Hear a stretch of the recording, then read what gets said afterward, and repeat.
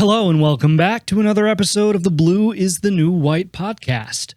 We are on episode number 98 today, creeping mighty close to that episode 100, which, spoiler alert, has already been recorded with somebody absolutely spectacular that you're not going to want to miss. So in a couple of weeks, make sure you tune in to the Blue is the New White podcast to watch that 100th episode.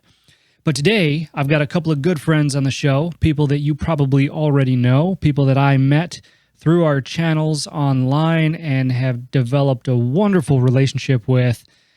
The leader of the Fed group, Mr. Rich Malachy, and my counterpart as region leader, Mr. Taz Sutherland. Both of them join me on the show today to talk all about the state of the economy as far as technician wages are concerned, what that means for the industry today, what that means for the industry tomorrow, and what we can all expect, additionally, what we can all do. Some great wisdom, great insight, and great advice in this episode. So make sure you tune in, stay for the whole thing, because it gets really, really good. And also, don't forget to subscribe to this channel and on our website at blueisthenewwhite.com to receive all the latest updates. As always, this show's not monetized. We don't run ads. We rely strictly on word of mouth from our listeners to further the mission.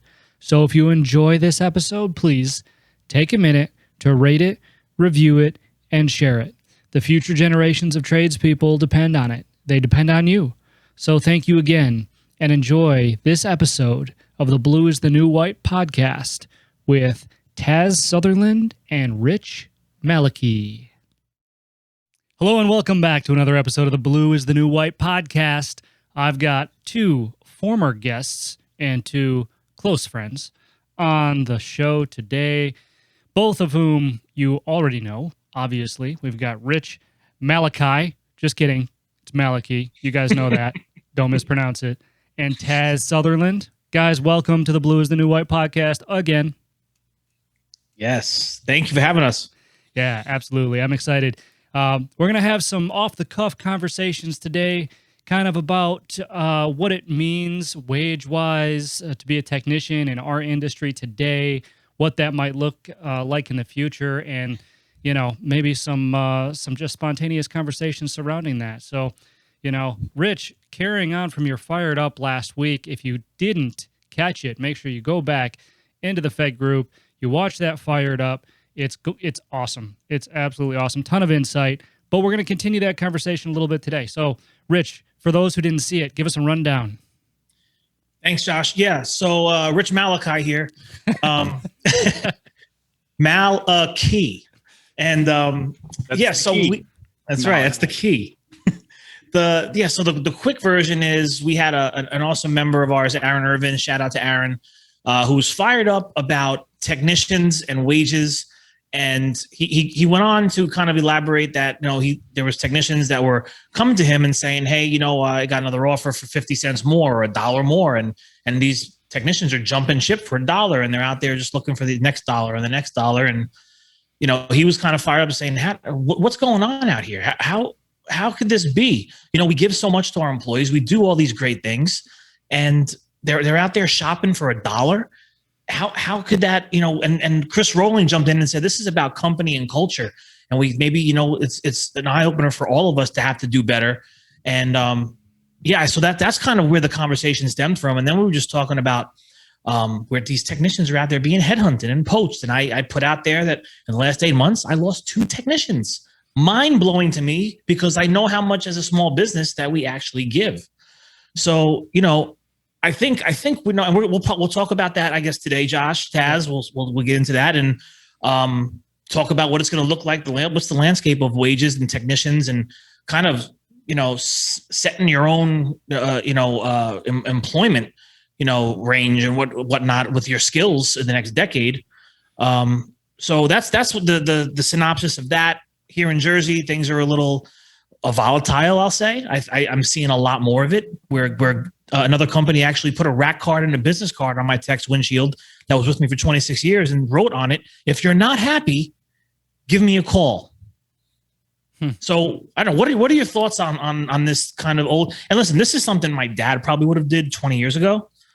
But what are your thoughts on that in today's world, guys? I mean, I don't know. Yeah, absolutely. And Taz, I'm excited to get your perspective on this as well from the facility side of things.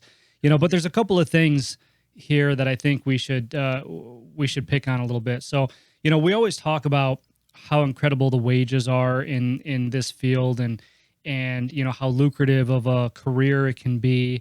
But this is exactly why I go above and beyond to point out all of the other benefits, especially like you, Rich, with a small business and being able to have that personal touch, with really all of your technicians and all of your employees, and all of the soft skills above and beyond, the money aspect and the wage aspect of things, so it's really interesting to me that we're seeing this kind of atmosphere surface now, especially right with technicians just kind of following the money, if you will. And of course, I'm not speaking for all technicians. I've got a good group of technicians here that wouldn't leave for a $20 raise, and I'm sure you do too, Rich. But it is something that we're seeing, but there's dangers involved in that, right? And Taz, that's where I'm hoping you can kind of add a little perspective. What do you see as the dangers of this mercenary style of employment? So I can tell you from the FM perspective, I know, and Rich is right. Like that was the way it was handled, right? So we can call that what it was. I know for a fact, my grandfather used to do. My grandfather was a carpenter, right? So he used to do that anytime he was, short some guys on a crew. Now I don't know that I remember him sticking cards under windshields or anything like that, right? But he was known for walking up to somebody if he saw him in the grocery store or something and was like, "Hey, I know you're on Joe's crew. Let me know. I'm expanding my roof crews or whatever. Let me know if you're unhappy. I can And I know that's the way because you think about it in the 80s and the 90s and even the early 2000s, the social media aspect. That's how you kind of got out there as far as social media went. Nowadays, there's so many better ways to do that than just out there. Like there's so many better ways to be out there, like hitting the street and hustling to make your business lucrative.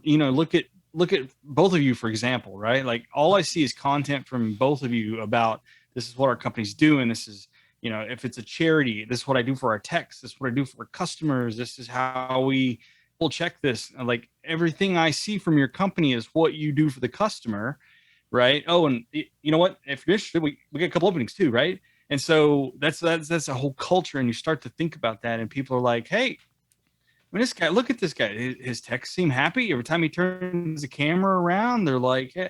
He's got a couple that are shy, right? But most of them are like, what's up, Rich? Hey, they look happy, and so that goes more than this like card and dashboard kind of stuff. And what you also get from an FM perspective, I can tell you those kind of companies are the ones where we sort of call them a shotgun company, and we don't like dealing with them unless we're just sort of forced to, because what you have is sort of a spread of technicians, right? So I'll have a group of stores over here where, Sue, the technician, works, right? And she's fantastic. So I don't have any problems over here, right? But then there's Eddie that they poached from this other company who was unhappy over here. And now he was happy for a couple of weeks because he got $2 an hour more in a different t-shirt, but now he's unhappy again because in reality, he's unhappy. It's the job's gonna suck wherever he goes. He's gonna be unhappy, and so then now I've got 7 days, 10 days, 15 days, 3 trips out there, 4 trips out there, and all of that starts coming through. Am I calling Eddie to say, "Hey, buddy, get your head out of Yahoo"? Right? No, I'm calling your boss, and I'm like, "Look, you said you could handle the state, and the West Side's great. Like Sue needs a raise. Over here on the East Side, we need to talk. We need to have a conversation."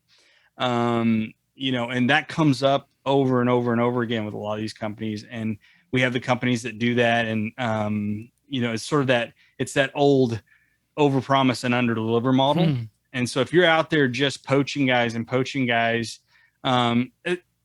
a coin toss, right? So Rich got 2 of his guys poached from him, right? Let's talk about that for a second. Those are probably 2 solid technicians, and I'm not saying that they're not doing well where they're at now, but are they happier? Was that raise worth it? Maybe not. Grass is always greener, right? Grass is always greener. I see people do it all the time. And I will tell you, in the 20 years I've been in Walmart, I see people all the time. They come to Walmart and they'll be here for a year, for 18 months. And they're like, oh, this corporate, I can't handle this. Is this big corporate, right? And they'll take a job over here with somebody else. And then I'll see them 6 months later with a shiny new Walmart badge on again. And I'm like, what happened? And they're like, I guess it wasn't better out there. And I'm like, oh, okay. What are you doing? And so I see that a lot. And I see time and time again where I see technicians that are just unhappy and unsettled. I don't think, from my perspective anyway, that you're ever going to actually solve that problem. There's going to be one in every group that is just going to truly be unhappy. Yeah. If you look at most of your folks and they're happy, let the unhappy, like if he wants to jump ship for $2 an hour, it sucks. You got to find somebody else. You got to train somebody else. But what are you going to do about that? Yeah. But long term, we are going to start to see this where companies are going to start doing like your companies are doing, and Shane's company, right? Shane's doing it. Chris Rolling down in Florida is doing it. Jesus is doing it. Talk to Roger at UST. Talk to the guys over at UST. I've yet to run into an unhappy technician at UST, know, right? Because they are like, that company is like, look, we're going to take care of our employees. And by the way, since you're an employee, I need you to take care of my customers. And like 100% across the board, like every time you talk to Dylan, you talk to Omar, you talk to any of those folks, they are on top of it all day long. And you could probably offer Dylan twice what he's making, but he would probably be like, you know what? I kind of like my gig here with Roger and the guys. Like I'm in charge of this territory, and he gets to open a whole expansion into Oklahoma. Like he's living the dream. I mean, he's putting miles on that Nissan van, just killing it. And that's going to come at a cost, I think, in the future. And the technology is out there. You're going to have guys like Dylan that know this stuff. And so that cost is going to continue to go up. And so I think the smart restaurateurs and the smart, restaurant owners or business owners that rely on service technicians are going to start to ask harder and harder questions about why it costs so much. And I think the answers they used to get was, well, it's just the cost of parts. Well, that's just the cost of doing business. And I think we're all poised right now in this cool realm where we can start to go, let me tell you why this $4,000 service call could have been $2,000. Let me tell you why I had to come out here twice in the same month. Let me help you, right? Like, you want to talk about how expensive I am? Let me tell you about that. And I've heard people tell me that, and they're like, well, that's how you make money, right? And I'm like, yeah, but let me tell you something. If you win your customers' loyalty, you'll always make money from it, right? Like that's, yep. And my dad used to say, if I was in it for the money, I would have been rich a long time ago. Oh yeah. Yeah. What's funny is I've told business partners this for years. I tell them this, I'm like, right out of the gate, if you are after Walmart's money, I'm not interested. I'm not interested in talking to you. If you're after Walmart's business, have a sit down and let's talk.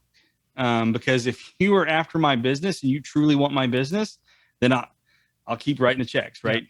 It's that easy. And I've had vendors come before and they're like, yep, we're $300 an hour and this and that. And I'm like, okay, what do I get for $300 an hour? Because you are twice everybody's even average rate.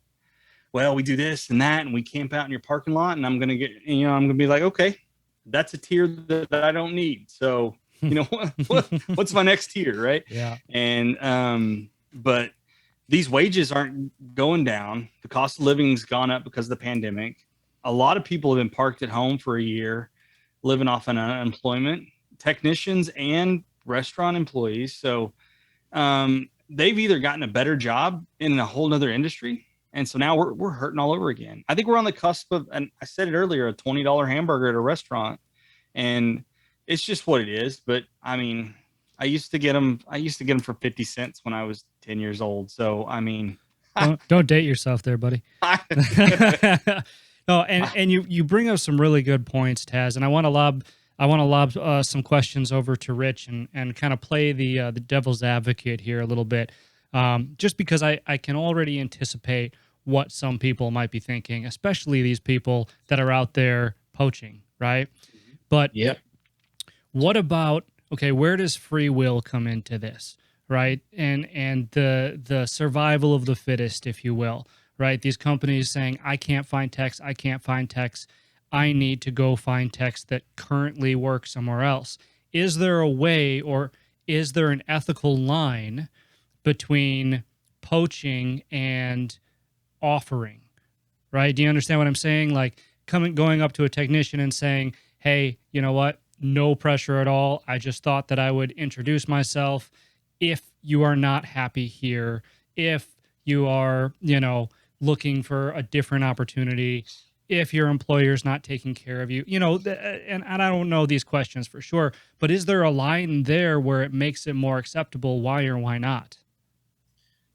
I think there is a line, actually. And it kind of goes back when I think about, like, we're talking about Fed Nation, we're talking about this stuff, we're saying community over competition. When there's actual relationships at stake here, and we go to Sefesa conferences and we go shake hands with people and we break bread with these people and we have drinks with them and we become friends, industry friends that placate into real life. And now we're not just industry friends, we're friends. And, we have these unwritten laws that are kind of there. And I have those relationships with several companies where my technician actually walked through their door looking for something, and I get a phone call the next day. Hey, Rich, who's this? I just want you to know, first of all, he's here looking. What's the deal with this guy? Do I entertain this? So we have that, and I've done that. And people come here. I'm going to take an interview. I'm going to look at it. Then I'm going to make a phone call, and I'm going to say, hey, XYZ, your guy was here. And it's not necessarily that I saw this person on the street. They know maybe just know the company from the area. For me, walking up to a guy on the street was just never my style. I don't think I could do that. I know my dad did, but I think the line in the sand is when you're building relationships with people and you're saying we're friends, and you're saying that, this is, a strong industry and community. If we're all held to these true standards, you're going to see a lot less of these $4, $5, $6 an hour things, or come on over here for $50 an hour, and come on, because now we're all kind of accountable to each other in the sense that we built these relationships. Yeah. Well, and there's the other thing too, right, Rich? Because there's also a line where it's going to be very hard for somebody to say no, and we as employers know where that line is, right? If you say, look, I'm not going to give you a raise, but if you want a different opportunity, come see me, maybe that's one thing. But if you say, all right, I'll give you $15 more an hour to come work for me, then that's going to be very, very hard to say no to, from the technician's perspective. It is. And I don't want to act like, because I try to say, okay, I'm going to put myself in their shoes. I have a family, I have a mortgage, I have bills, I have things I want to do in my life. If you think you're going to get a better deal somewhere else further than what I've already put on the table for you, then who am I to stop you? Who am I to say, how dare you? And I have that in my mind, but it's those instances for me that are bothersome when I know how much we've given and how much we are there for a $2 raise and saying this, and we're going to keep you in your own county. I mean, these are the mind-blowing things that I don't think that everybody looks into the full package sometimes, and they're just looking at the dollar increase. Yeah, a shiny object, Exactly. Yeah, absolutely. And this kind of leads into the next thing I wanted to touch on that Taz said. And Rich, I'm curious to get your perspective on this because, as business owners, we do take this kind of stuff personally because we invest our entire lives. We live, breathe, and bleed, the organization and the people in it, right? So when somebody decides to leave, we can't help but take it personally a lot of times. Even if we put on that face because we know it's the right thing. If somebody's leaving on their own accord, just say, hey, we wish you the best of luck, but you just can't help it sometimes, right? So Taz had mentioned that when people leave Walmart for greener pastures, if you will, 6 months later, you'll see him back in Walmart with that shiny Walmart badge. So how do we look at bringing a tech back if they made a wrong decision? Is there resentment there, or are they welcomed with open arms? I've done it. I've done it. I have a guy here that trained with us early on in his early 20s. Just got him on his own van. First 6 months, comes to me, says, "I'm going to. I'm won't mention any names, but I'm going to this larger company, and they offer me a $5 an hour raise. They're doing this, and I'm like, this guy's been in a van for 6 months on his own. He's not. I mean, I was paying him exactly what he was worth. And as far as, I'm not saying that he's not worth it, but as far as his training goes, that's what he was making. It was very fair. And then he left. Year and a half later, he came back. So is there resentment there? Initially, absolutely. I was pissed because, you start to care about these people and you want them to succeed and you're investing all this time and money. But, he came back and he's been here ever since. And it's been okay. And that's happened over the years here with my dad, too, by the way. People have left and come back and left and come back more than once. Yep. And, as service companies, we know that we build and grow on the backs of our technicians. They're the lifeblood. They're the assets of the business. I'm an expense myself. And so it's hard to not entertain them coming back as long as they left the right way. No FUs and, throwing bricks through our windows and stuff like that. Who's coming with as long as it's yeah. Well, one time a guy was gone. We came in. There was a hammer through the front window with a note saying, a whole bunch of things. Oh, geez. Yeah. But, oh my gosh. Welcome to Jersey. But that happens in Arkansas too. Right. So yeah, I mean, yeah. In Arizona, they just shoot you. So. Yeah. No, well, that's really interesting to hear from you, Rich, and I think that a lot of people will probably relate heavily to that, and especially with them walking back through the door and taking every ounce of energy inside you, not to say I told you so, I fucking told you so. No, but yep. And so let's fast forward. Let's go back to you a little bit, Taz, on kind of the future of the industry, because even with Rich's example, he already said that it's happened a couple times, with employees that he's had, his dad, and I know it's happened for me as well. People leave, then they come back, and I don't know what the circumstance was for you, Rich, but it was a circumstance for me where I had a very good tech leave, and then it was about a year and a half. He came back and he said, "Look, I didn't like this other company," and he had actually taken a $5 increase to go to that other company. And then when he came back to me, I wouldn't match that, right? I offered him, I think it was $2 more than he was currently making before he left me, which was still hard, right? But it's still, you see this increase, right? And every time somebody jumps and every time that door revolves, there's this increase. So Taz, you mentioned $20 hamburgers. For people who don't really have a full grasp on what the skilled trades are responsible for, can you explain your theory and how we got from a 50-cent hamburger to a $20 hamburger for people just to kind of understand how these wages and how this climate is affecting the future? Yeah. So this is just, the pandemic has ended up being one of those, every quarter century kind of things, right? So, Rich and I, the first time we were on together on the Fed chat, right, we talked about 9/11. Rich and I remember that. Like, you think about literally everything that changed after 9/11, and people are like, "Oh yeah, security and this and that," and I'm like, "Okay, yeah, put the security up on the box for a minute, because we know that happened, right? Like, suddenly there's more TSA in airports than you ever seen, all that crazy stuff. But what was the price of a hamburger in 2000? What was the price of a hamburger in 2002, right?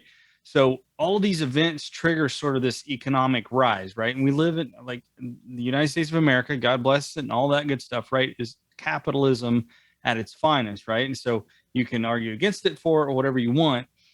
Everybody, to Rich's point, they got bills, they got electric bill, they got water bill, they got car payment, they got a mortgage, right? And so they want to make all that.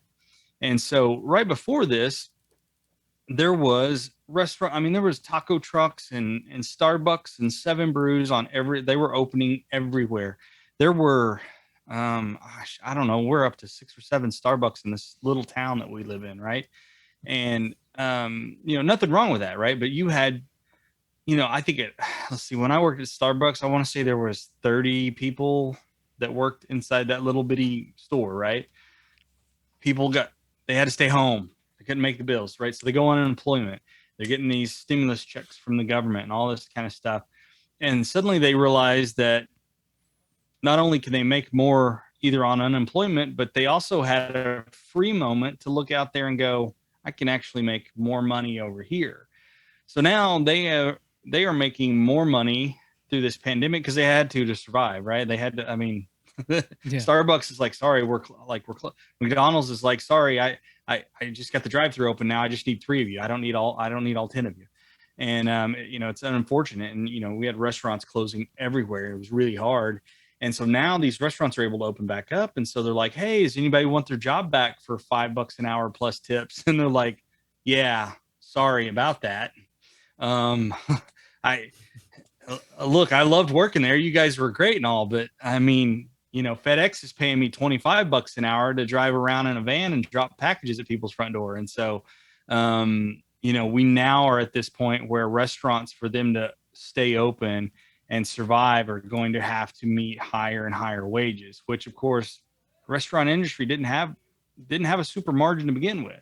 So we are closing in on, I go to a restaurant now and get and when I say hamburger, right, I'm not talking like I can still get a $3 hamburger at McDonald's, right? But like, if you just barely call it a hamburger, like there's beef in there, there's some bread in there and a couple of pickles. But when I break my diet, right, and I actually have an actual hamburger, like I need a pretzel bun, I need, some Angus beef, like I need an actual burger. And so those are already 12, 14, 15, $16 for just a good one, just a solid, right? You go to some of these places and you're like, oh, I want a fried egg on that. That's a $3 upcharge. I'm like, Jesus, for an egg? Like, get a dozen eggs for $3. Yeah. But the thing is, and that's the mentality the customer has to get away from. $3 gets me a dozen eggs. Well, okay, there's the door. Go fix your own eggs then. But if you want my staff to fix it for you and put it on your burger and bring it out to you, it's an extra $3. And so, like it or not. And there's a lot of, I was at a restaurant with my son this weekend. Really, really nice restaurant. I'd never eaten there in the entire 30 years I've lived here. But we're sitting there in the middle of this meal and one of the cooks just has an absolute meltdown in the back room. Like, we heard dishes flying and a whole bit. Right. And we were out with my son and his whole quiz bowl team. Right. So there's a bunch of high schoolers and they're ranging from 7th grade to like seniors that had just graduated high school. And so they're all like, their eyes are like this big around and they're all like, what do we do? And I'm like, you don't do anything. Like I said, there's an insight into the restaurant industry. If anybody wants to know, that's what happens in the kitchen. And they're like, what do you think's going on? And I'm like, somebody said something, somebody called in, somebody's upset about $5 an hour, $6 an hour, you name it. It's something happened. And, and they were joking, right? They're like, God, the appetizers are $22. And I'm like, here's your restaurant industry. This is what's happening. You want to eat out now? It's just going to cost you more, but you should. Like, you need to get out. You need to have that interaction. We've been locked in for a year. You know what I mean? And I enjoyed that. I had fried alligator. I haven't had fried alligator in years. It was awesome. It was amazing. I love fried alligator. Yeah. Tastes like chicken. It does. It does. But better. But a little better, really. Yeah. And they usually have some real nice fancy sauce that goes with it, right? Yeah. Yeah. They had a fancy remoulade that went with it. Yeah, it was good. But that's where we're climbing towards, right? So the costs have gone up. People are trying to recover now. They're trying to get people back in for wait staff, for cook staff. And they're like, look, $5 an hour is not going to cut it anymore.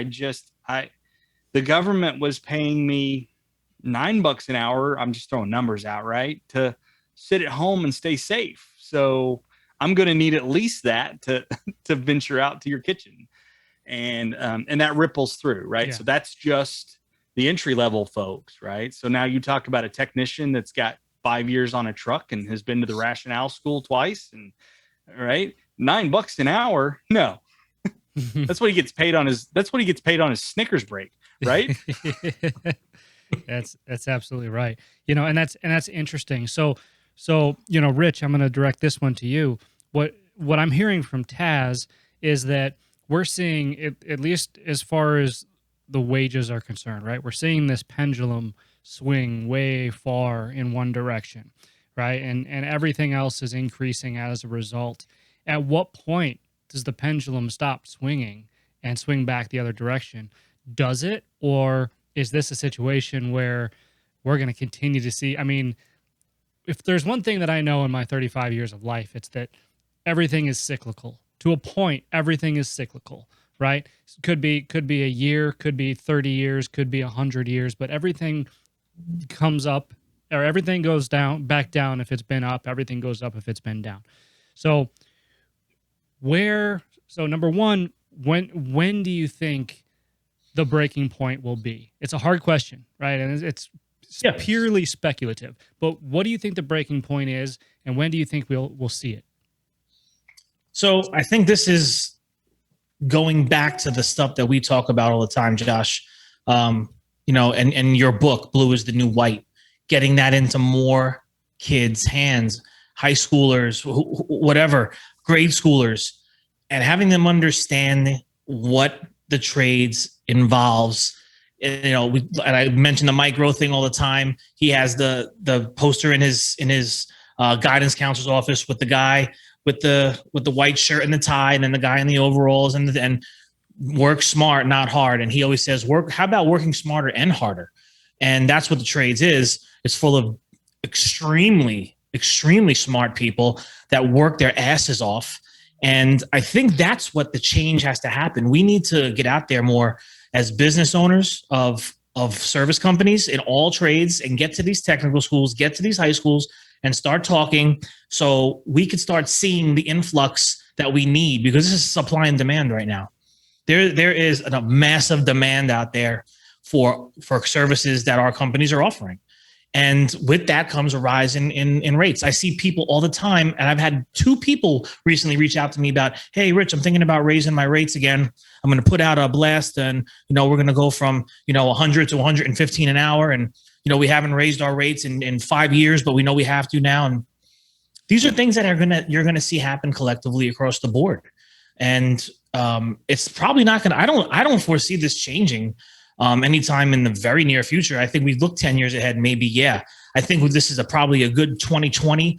This decade, the 20s, the roaring 20s that are here. This is going to take this entire decade and a lot of commitment from associations like SFESA and MAFC and FIDA and NAFM and FCSI and FedNation and all of us collectively getting and I say this, getting super loud, and it's maybe it's corny, and maybe I've said it too much and people are not listening, but we got to get more active. We got to get louder out here on our platforms, and not even, like I said, not even necessarily on the platform if that's not your forte. Get into these schools, get into the high schools, get into elementary schools. Yeah. This is about planting a seed. Even you're not going to hire a 10-year-old, but you're going to plant the seed, and all of a sudden he knows it's there. No. Well, maybe. No. Yeah. Well, my nephew is going to start working in about another 2 years when he's 5, so he doesn't know yet. But so I think that's the play. I think the play is getting the word out and changing the narrative that has been shoved down our throats for years, which again, we talk about all the time. If you don't go to college, you're not going to get a good job, and you're not going to succeed at life. And it's just not the truth. Yep. Yeah, no, absolutely. Great answer to that. And I think that it's something that everybody needs to be aware of. Obviously, we all know that. We talk about it enough, but I think you're right. I think that's what's going to cause that pendulum to swing back, and everything is relative, right? Because once there's a bigger influx of new talent into the industry, and I don't know that there's ever going to be a flood, right? I don't know that there's ever going to be a huge wave of the next generation coming into the trades, but I think you're going to be able to see it even out a little bit. It'll start as a trickle, and then the best that we can hope for, I believe, is it to be regarded in the same way that other professions are regarded. Because that's really all we're asking, right? Is that people get the option. People, young people can see all the benefits and things like that. And then once we get more of these people into the industry, yes, wages are going to follow suit. Wages are going to come down a little bit, but that's nothing that anybody you shouldn't let that deter you from getting into the trades, right? Because to Taz's point, it's all relative. So, once those wages come down a little bit, then hopefully you'll start to see the prices of those hamburgers level out a little bit. Although, and I don't know what history has taught us here. Didn't Taz? I know you're a big history buff, so you probably know better than me. But, is it possible to think those prices will level out, or do you think the prices stay the same and the wages go down? I think everything's spinning right now, right? I think to your point, you talk about that ebb and flow, and I think what we're seeing is everybody's still spinning. Everybody's trying to figure it out, but it'll catch. Right. I use 9/11 as an example, right? You can go back. I remember being a young kid with the, the original terrorist attacks in the early 80s and how Reagan dealt with them. Right. Like, I remember everybody was panicked and all of that. And it spun out of control for a little bit, but then it catches. So I think some of your wages will go down, but I think, I think if anything we've learned in especially in the early 2000s, a lot of companies tried to get into this generalist model where they said, okay, everybody's going to have the same starting pay and climb the ladder at the same rate. And I'm sorry, you can't apply that metric to everybody. Like, you can set up a basic climb pattern for your company on how you want your company to climb and the people to climb, but you can't go, okay, everybody at 6 months should be here and everybody at 12 months should be here. So in the future, I think you're still going to get some of these kids. My son, for example, right? He's going to take that $9 an hour job because you know what kind of bills he has to pay? He's got to pay for his Twitch subscription.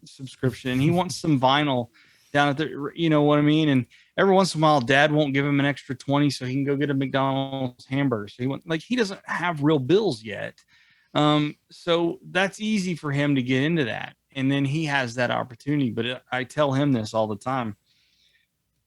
I tell him, if you don't you have to have your next, whatever you enter, whatever agreement you go work for McDonald's, you work for Starbucks, you work for Walmart. I don't care. You work for Rich, you work for Josh, doesn't matter. You need to have your plan for what your next step is, right? So you talk about being disappointed when a technician leaves, swap t-shirts to run to another company. What I would love to see technicians do is if they came to Rich and they were like, hey, Rich, look, here's the deal. You're fantastic. You've got one service manager, and obviously you don't have an opening for that. And I want to be a service manager. This company over here has offered me a service manager job, and I think I'd like to try that gig.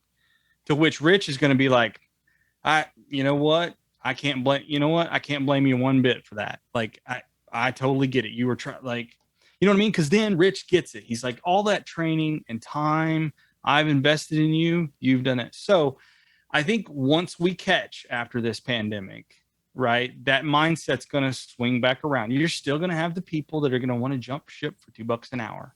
And you can worry about it. I wouldn't, because they're always going to be there, right? But the smart ones are going to be the ones going, hey, Rich, what else can I do for Malachy that makes me better? What would I tell you if my 10-year plan is to start a company across the street from you, Rich? Rich would be like, all right, do it. I dare you. I triple dog dare you. Right? Yeah. I would. I've even said this to guys just to this point. Like, if you want to go out on your own, I'm with you. Buy your parts from me. Let's work. There's accounts that I really don't want to be involved with because we have our goals set on some bigger, larger accounts today. Let me help you get that going. We'll assist each other. We'll help each other. Again, buy your parts from us. Like, let me be your warehouse here. There's a good way to do this. Yep. Yeah. I've also had I think I've had about 3 people in the past leave to start their own businesses, and it's not like they wanted to start, because look, there's some people in my company that are super old school, right? And super old school where they're like, no, that's BS. They shouldn't do that. All the time and effort and training and all that we put into them and developing them and this and that. And I said, but at the end of the day, people are going to do what they feel is going to make them the happiest. And look, I mean that's how I started. I didn't want to be an employee. I wanted to own my own business. That's how my dad started. He didn't want to be an employee. He wanted to own his own business. And a lot of times what I'm finding, especially with these few people who left, is they don't want to be the size of Windy City.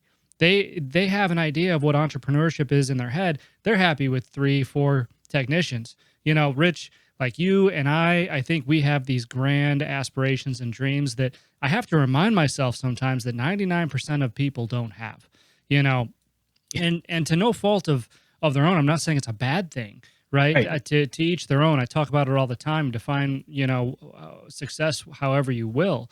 But to your point, I'm saying this is a long-winded way of just saying that it's worth your while to help them, right? Because yeah, they come in here now and they get parts from me. And not only that, but I've had the satisfaction of being able to extend that olive branch and say, hey, if there's anything that I can help you with, if you get stuck or you're at a point where you don't know what to do, reach out to me.